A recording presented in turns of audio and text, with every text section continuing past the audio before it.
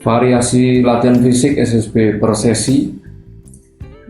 Ini adalah awal dari latihan. Pemain bebas melakukan pemanasan untuk meregakan otot, bisa latihan lari fisik maupun ada yang crossbar, tembakan dan lainnya sebelum masuk ke latihan inti. Ini adalah latihan tembakan untuk awal pemanasan, untuk peregangan. Kemudian ini adalah variasi latihan fisik yang pertama. Ini adalah latihan fisik agility dan sprint atau kelincahan. Jadi variasi latihan fisik ini untuk mengasah power dan daya ledak tenaga dari pemain ketika dicoba untuk berlari ke kanan, ke kiri, naik, maju, mundur terus. Karena memang fisik ini penting sekali dalam sepak bola, daya tahan fisik, kecepatan, kelincahan, itu adalah perpaduan latihan fisik yang komprehensif. Dan untuk minggu-minggu ini memang lagi diperbanyak latihan fisik, terutama untuk agility dan sprint. Jadi fisik untuk sprint dan agility merupakan variasi latihan fisik yang nantinya akan sangat bermanfaat ketika mereka melakukan permainan atau pada saat bertanding, sparring. Dan ini adalah latihan sprint, mulai dari tadi yang sprint pendek maupun sprint panjang. Ini adalah ukurannya 20 meter kali 5 set, jadi 100 meter lari bolak-balik. Untuk sprint cepat ini dilakukan 3-5 set. Ini adalah latihan sprint cepat. Kemudian ini adalah latihan refleks, mengawasi bola dan kemudian nanti finishing dengan bola balap. Tujuan latihan ini adalah selain variasi latihan fisik dengan bola, pemain nanti jadi terbiasa mengawasi bola ketika dibawa naik, turun, kanan, kiri.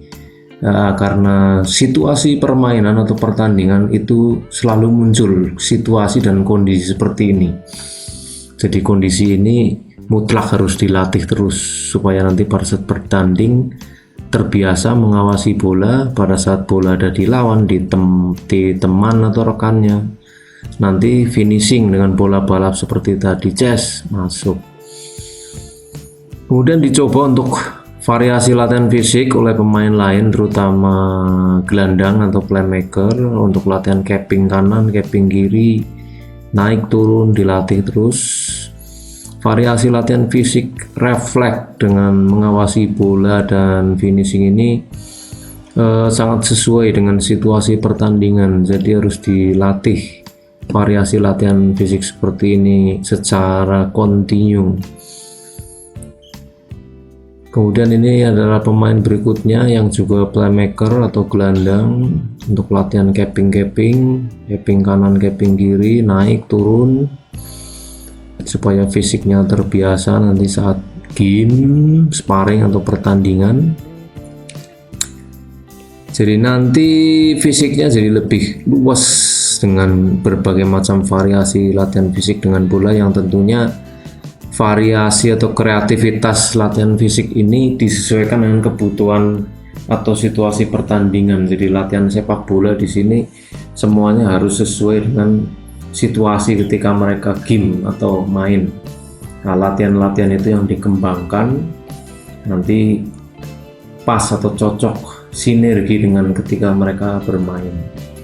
Jadi di sini latihannya setiap hari adalah latihan pengembangan dari hasil analisa game pertandingan ataupun sparring dengan variasi latihan fisik, teknik, tactical, itu semuanya sesuai dengan kebutuhan situasi pertandingan.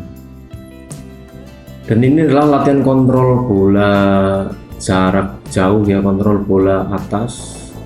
Setelah kontrol, pemain nanti melakukan crossingnya bagus, baru finishing. Ini dilatih terus sesuai dengan jumlah pemain yang mengikuti latihan rutin. dicoba satu persatu untuk berlatih kontrol, finishing, crossing. Nah, ini dikasih bola crossing, kontrol, setelah kontrol dia crossing, kemudian finishing. Ya, sayang belum masuk. Kasih bola lambung, kontrol, kemudian lakukan crossing, dan pemain yang lain finishing. Bagus sekali. Jadi ini yang dilatih secara terus-menerus dengan variasi latihan fisik.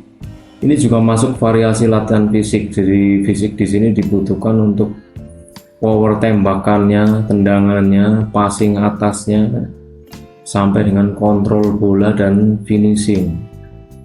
Variasi latihan fisik ini juga penting sekali karena situasi pertandingan juga sangat membutuhkan bola-bola seperti ini ya. Dari gelandang dikasih bola lob, kemudian dikontrol, kemudian pemain itu melakukan crossing dan finishing.